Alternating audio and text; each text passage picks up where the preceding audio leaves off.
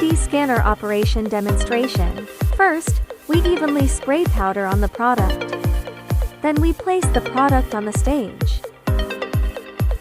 Next, we start scanning and align it with the CAD drawing.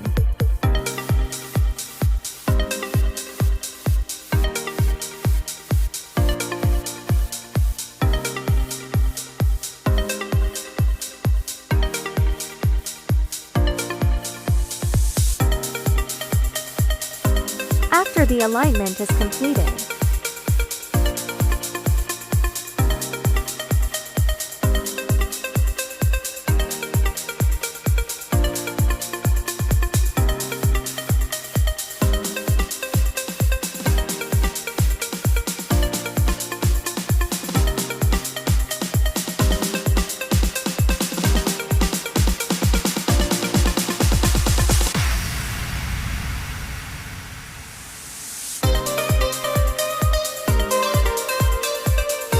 finally, we measure the dimensional data we need.